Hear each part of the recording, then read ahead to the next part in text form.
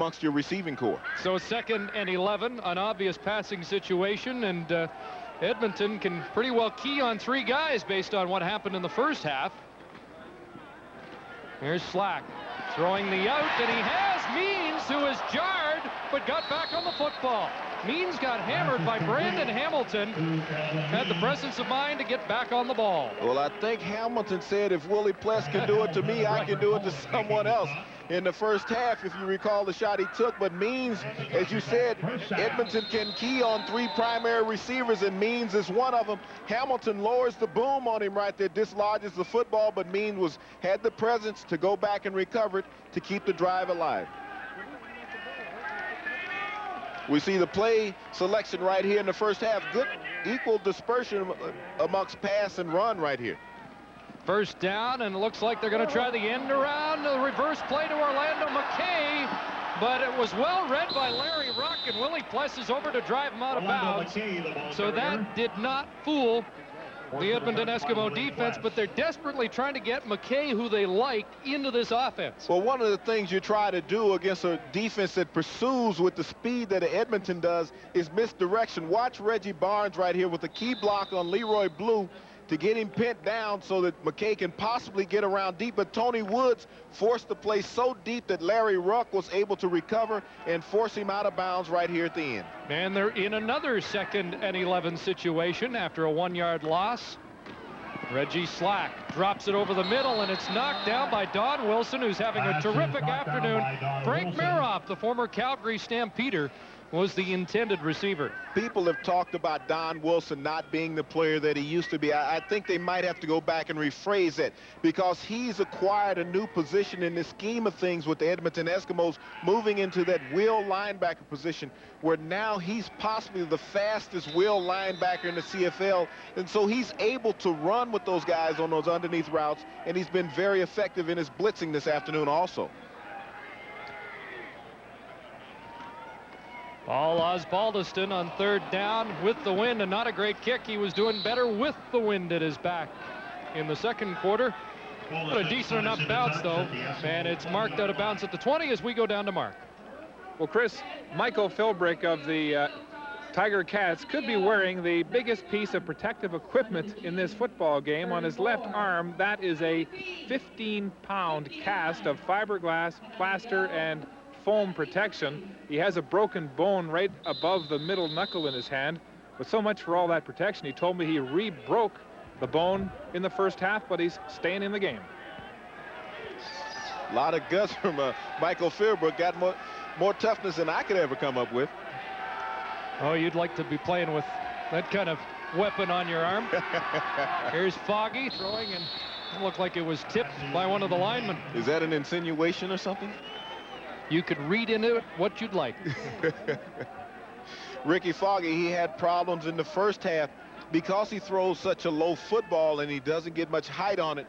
That ball, if he throws it directly into the wind, it will take a quick dive into the turf, as we saw in that last pass attempt. Foggy had the 8 incompletions in a row in the first half. 2nd and 10. Wiseman creeping up the safety on a blitz, and Wiseman will get to Foggy. It's picked up by Cofield. Touchdown, Hamilton.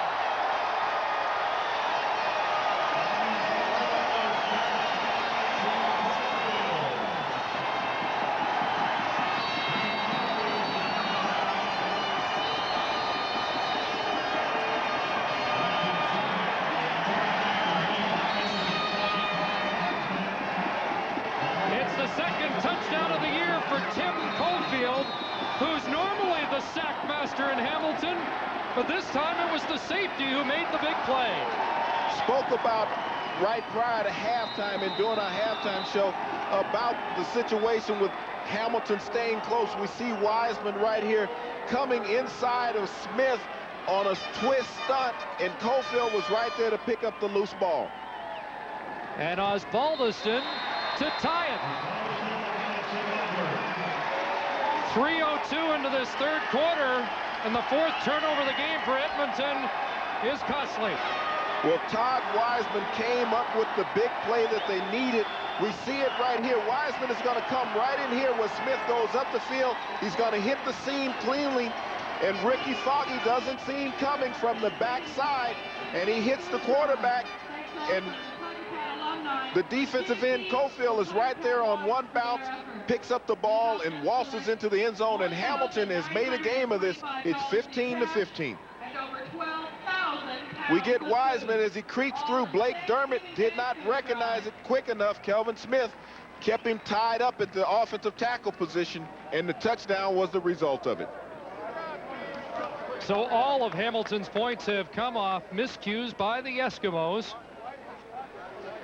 And that's what teams need to do when they're struggling. When the defense makes the big play, the offense has to reward them with point production. That time the defense was not going to wait, and they took it all themselves. You saw Ronnie Lancaster. He's not surprised by the fight in the Cats. He said they'd be spoiling for a game after last week's heartbreaking loss in the aftermath, and I think he knew they'd be in tough today, and they very much are here at Ivor Wynne. Lucius Floyd. And the Tiger Cats have a lift, but also markers are flying. Bobby Dawson with the tackle will sort out the flag when we return.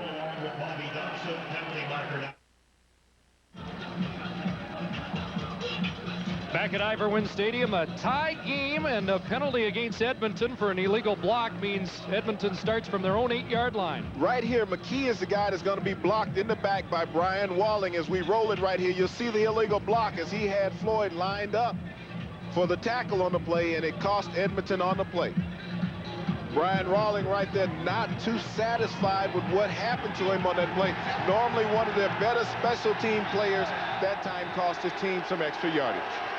Hamilton fans calling upon their defense with the early momentum here in this third quarter. Michael Souls with it in the flat, bounced up to the 14-yard line. Don Odegaard finished him off, a pickup of close to 7 for Souls.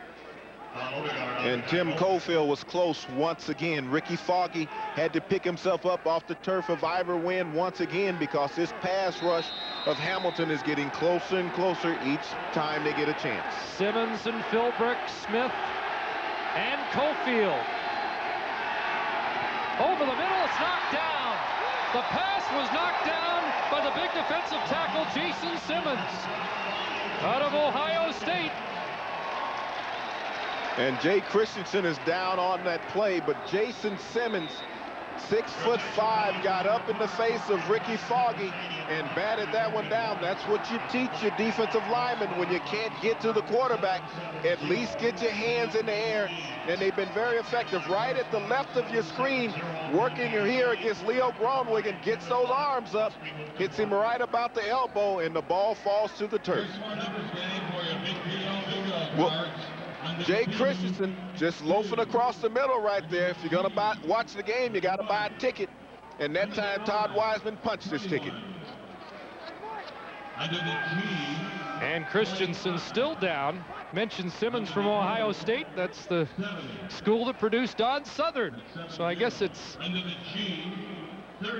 maybe a little easier to get an invitation to Hamilton camp if you come from the right school. It's nice to have the same alma mater that time, but it's paying dividends for Hamilton this afternoon. You got Coach Southern has his team right in this game. His defensive line is asserting itself here in the second half. They've gotten a touchdown for him to tie this game up, and now they're starting to leave Edmonton Eskimos laying on the turf here at Ivor Wynne Stadium.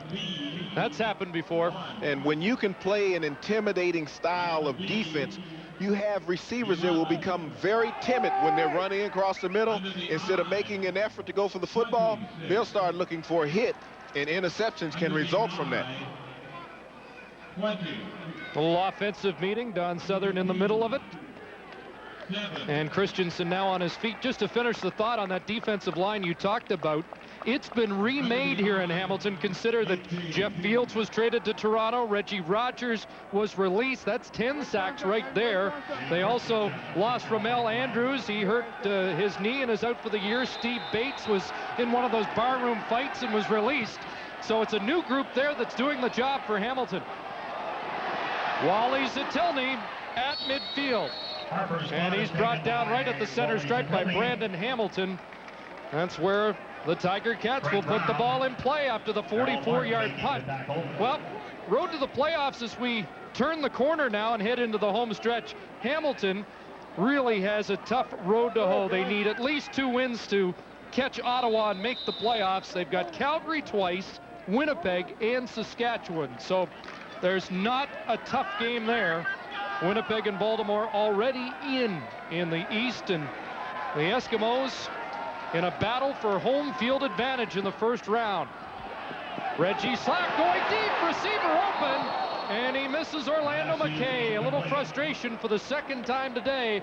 McKay appeared to spring loose. The wind got a hold of that ball that Reggie Slack, and that's one of the problems that he has. He throws that floater, and that ball got up in the wind here at Ivor Wind and just carried out of bounds because McKay had gotten behind the secondary, and Slack just let that one get away. One of those passes, we can see the flags, one of those passes that you'd like to have back when you're a quarterback. 2nd and 10 for Slack. It's a 15-15 tie here. 4.5 minutes gone in the third quarter. Slack running out of the pocket and running for a first down at the Edmonton 40.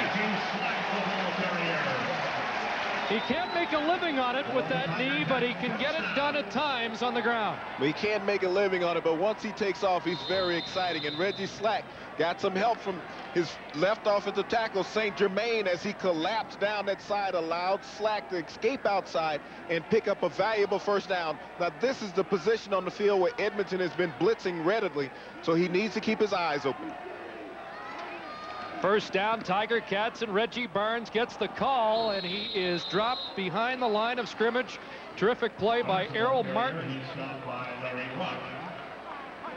And it's just what we're speaking about, the blitz of the linebackers Martin and Ruck, able to stop Barnes in the backfield. They get the penetration when Hamilton starts to threaten.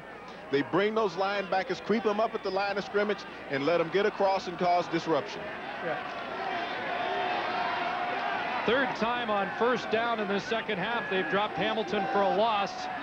So it's 2nd and 11. Tough conversion. He's going deep. Winfield in a battle down there, and he's got it! Inside the 5-yard line. Winfield and Hamilton in a real street fight. And I was surprised there was no flag, and the Ticats may have gotten away with one there. Very heady play by Earl Winfield. Utilized all his instincts as a player. As you'll watch, as Winfield goes down the field, we're going to get closer. And if we can get a freeze right at the end, get a freeze right here. Winfield's here. Looks like he pushes off just at the last moment. Comes back as Hamilton is falling away and makes the reception. Hamilton has the ball at the 4-yard line.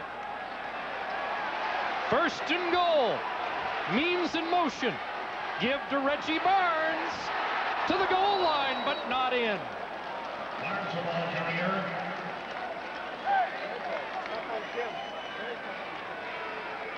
Don Wilson, Trent Brown with the tackle. Barnes getting close. He's the only Tiger Cat in the lineup with a rushing touchdown this year. You spoke about him getting close, but the explosiveness of a Reggie Barnes on that last play as he weaved and read his block and getting close to the goal line, that's what the Ticats have not had all year long until Reggie Barnes had joined this team. And you can bet on 2nd and short, they're going to go back to him. Slack keeps. Touchdown.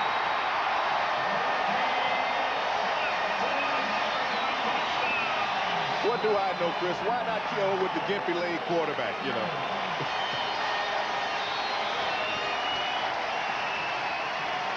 Don Southern said yesterday, we're going to run when they expect pass, we're going to pass when they expect run, and when they expect Reggie Barnes, maybe he'll go with Reggie Slack. Well, you got Reggie. I was halfway right on that once again, but Reggie was able to get him across the goal line.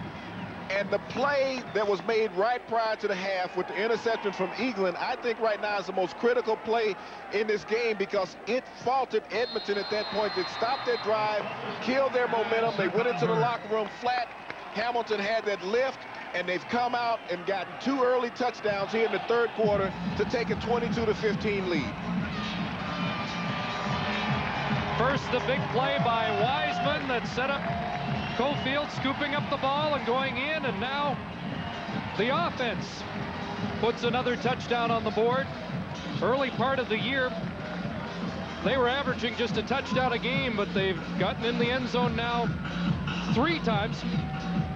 Well, what we'll get here is a shot. Look at the surge of the offensive line here. These guys are low. They're reestablishing the line of scrimmage. They're pushing back Edmonton defenders.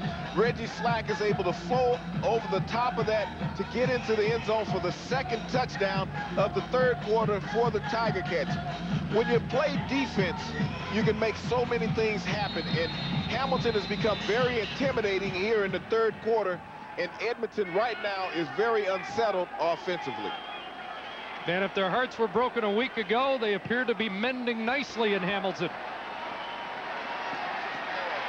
Lucius Floyd over the 30-yard line to the 35. Well, now the game is on for the Edmonton Eskimos. They trail by a touchdown here in the third quarter.